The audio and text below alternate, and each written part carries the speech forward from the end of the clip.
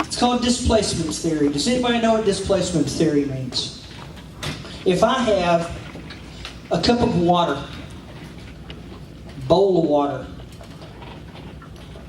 and it's filled, and I take a bowl of sand, and I start taking the bowl of sand and pouring the bowl of sand into the bowl of water, what happens to the water? It is displaced. Okay? No ifs, ands, or buts. Okay? There's no way to get around that.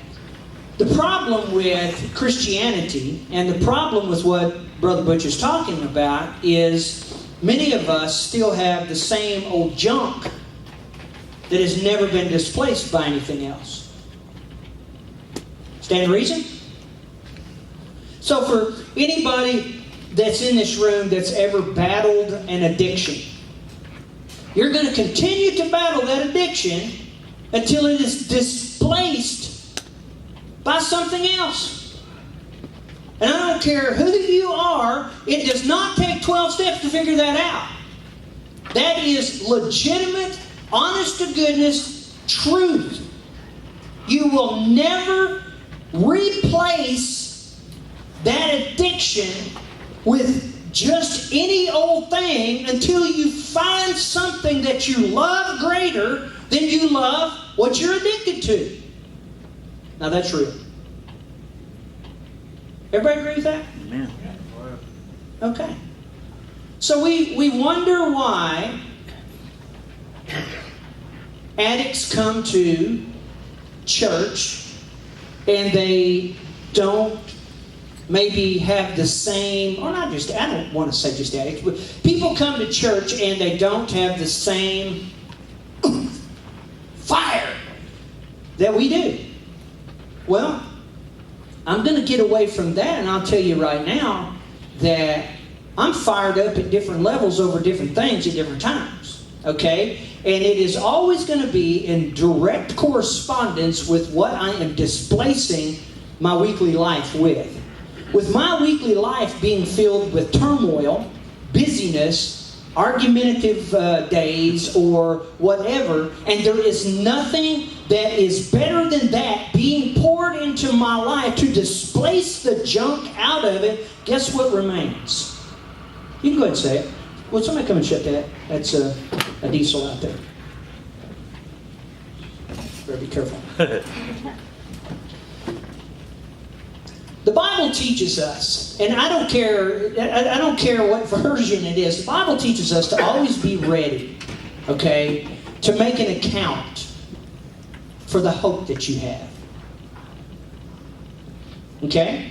In other words, always be ready to be a witness. And understand we're all always a witness. Good or bad. We're all always a witness. I am a pastor. I don't care where I am at. If you know me, I am a pastor. If I am at Walmart, I am a pastor. If I am at Texas Roadhouse, I am a pastor. If I am 4,612 miles away from here, I might be able to slide it by the community that I am in, that I am not a pastor at that moment. But guess who I can't slide it by? I can never slide that by God. Okay? So, I have just placed inside of my life something that is greater than a title. It's a love. And it's a love for sharing my story. I was arrested in 1986, and I just got some of y'all's attention. My mother just passed out. She's like, that's a family secret. No, it's not, okay? I was driving under the influence of alcohol in Alabama. And there's no excuse. And I got arrested, and I went to jail. Okay? Got out of jail, came home, had to go back to jail, had to have my mama go with me to to court because I wasn't going to be allowed to drive, and I knew that. And I had the possibility of getting a year in jail or paying a lot of fines, and ended up getting the fines. My point is this. I was a drug and alcohol user and liked every second of it.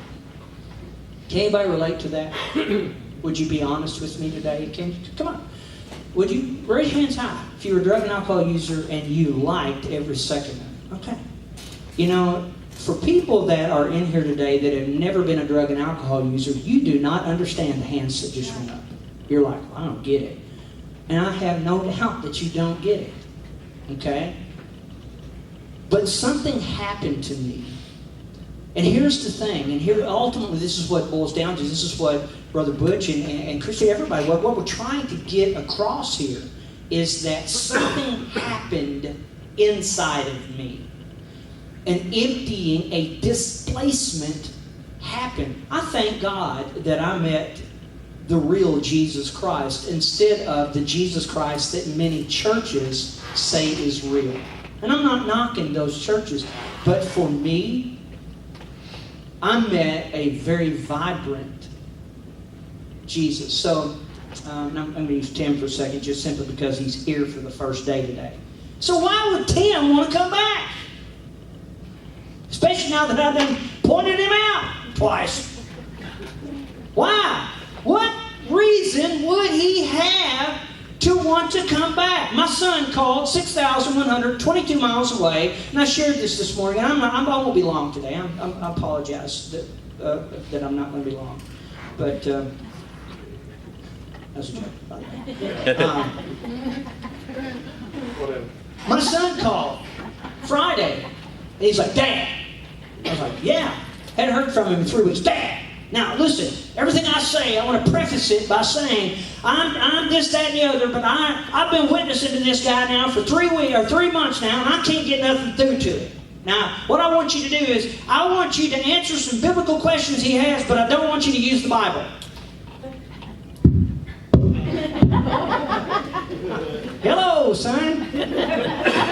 And we went through a long series of questions, but it ended up being this question. Dad, what would compel a person? And that was the word that he used, and I'm so glad that he used that word. What would compel a person to be walking down the street and see the open door of the church? What would compel that person to want to come in? You know what I answered? Nothing. Do you want to know what the truth is? Nothing. There you go. That's the answer. There is nothing that we have in here that would compel a person to want to come in. Amen. Now we have the altar call, right? Or do you want an explanation? The explanation is very simple.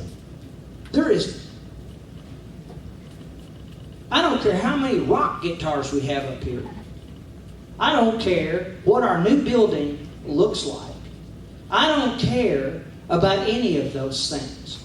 There is nothing that will compel a person on the outside to want to come on the inside. There's only one thing that compels people, and this is what I told my son. I said, I have to use a reference about the Bible, but the Bible says very simply this: the love of Christ compels us. That's the only compelling factor that the Bible teaches us about. The love of Christ compels us. Now understand, the love of Christ had compelled me many, many years ago to be standing here today.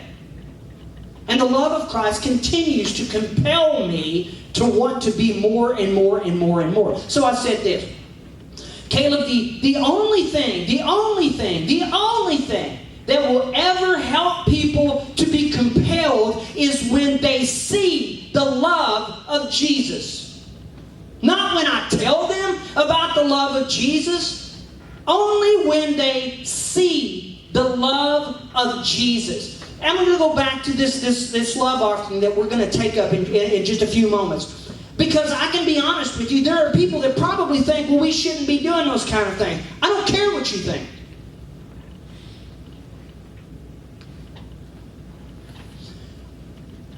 not going to help. I don't care if you think it's going to help. Here's what I care about. I care about somebody would see a pastor that loves Jesus Christ enough that will go to his church and say, I would like to help this person. And then in helping this person, maybe for the very first time, they will see the love of Jesus. And it's only when you see the love of Jesus that you will be compelled to come in. Amen. You're not going to do it by just opening up the door. And we will never do it by just writing a check. So when an offering is given today, why don't we pray over that offering? Hang on, whoa. Back to my son. And I said, pal, let me ask you this question. What compelled you to get married? Okay, you be good. Don't laugh at her, please. That's wrong. What compels someone to get married? Love. Only love. What would compel someone to stay married? Love. And only love.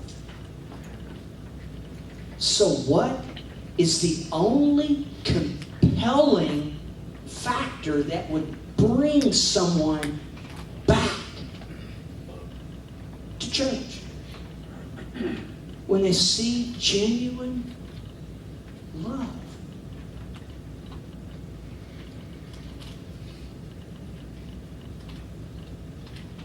That's it. There is nothing else. We live in a generation of people whose idea of love lasts just about as long as a movie. Love is tough, but it's also complete. It keeps no record of wrongs. It always perseveres, it always trusts. It always follows an example set by Jesus. Do you want to know what would bring him or anybody else back? When they see Jesus.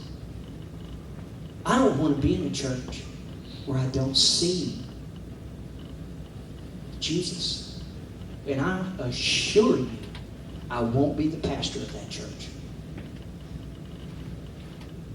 Are you raising your hand? Yeah, Okay. Ronnie, I'm sorry, but the Lord has just compelled me to speak right now. Go right ahead. Just it goes on with what you're saying. When my dad had a heart attack, you walked in that hospital not knowing who was there, why we were there. You come in, you said you saw the ambulance, and you felt Lord tell you, Rodney, you need to go to that hospital. And it touched us so much that you came in there not even knowing that you were coming in there for us. And that was the whole reason why we started coming to church here. Was because that day, you come in and you blessed us. And it is a miracle that we have him with us still. And when we started coming to church, we felt the love of everyone here. And that's why we still continue to come here. So you are right on point with what you're saying, because it is love that someone gives that sometimes you don't even know that the reasoning why you're showing that love, but God does. That's the point. You are so very right. Butch is my brother, and he is passionate about jail ministry. And there's a reason. And if you've ever listened to his testimony, you know what the reason is. You're not going to be as passionate about that ministry. You're not going to be as passionate about that ministry. But I'm going to promise you this. You fall in love with Jesus, displacement happens. Don't overthink him. Don't try to understand Him. Don't try to get intellectual with Him. Just fall in love with Him. And when He speaks to you and He says, Pastor, I want you to take a love offering and give it to the need of this person. When in reality, they probably have more handouts than you to check a stick at. I don't know. But I want it to be different. Love, guys. That's it. So I just want to encourage you. We're blessed. We're going to build a building, or we're going to build a church. Which do you prefer? I don't care about building a church. We put a tent up over there and I'm fine. Until it gets 8 degrees outside, then I'm not going to be safe.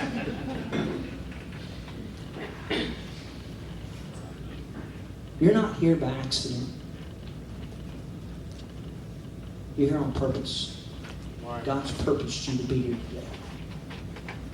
And it's because He's beginning the process of displacement in your life. So maybe you're interested, if you got whoever, if somebody come up here. Listen. If you've got junk inside of you, I want you to do chain breaking. I want you to do it just like you've done it in the past. Listen to me. If you're hanging on to stuff, it has to be displaced. If you're hanging on to addictions, they have to be displaced. If you're hanging on to anger, it must be displaced. If you are hanging on to hurt, it must be displaced. And only the love of Christ will compel you, or can compel you, for that to happen. 20 plus years ago, Jesus began a work in me. And He started changing me. I ain't there yet, guys. But I'm heading in a good direction. He ain't done with me. Matter of fact, he probably just barely even got the stew started. But would you be willing today to at least acknowledge what I've said is true? And would you be willing to step out and go on a journey? It's a journey of displacement. Opening your vessel. And just simply saying, fill me up. Because as He fills you, that junk flows out. And before long, you're a filled vessel with the Holy Spirit. I want you to bow with me. Father, we just come to you this moment. And Lord, I can hear, just like Brother Butch talked earlier, I can tell you right now, there's some folks who need to let some junk down. Let it go today. Because it ain't no good. And it doesn't matter what that junk looks like. It's junk. And I ask you right now to help us to be honest with each other. And to realize that when we carry junk, we are not carrying you. And that what comes out of us will simply be what is inside of us. And Father, help us to realize that what we are sowing in our lives, we reap in our lives. So Father, I bring this moment to you, and I thank you for each of the testimonies today. And I thank you, Lord, that my story is still being written. And I love you, Lord, for what you've done in my life. But I love you even more for what you continue to do. And I ask this in Jesus' name. Please stand.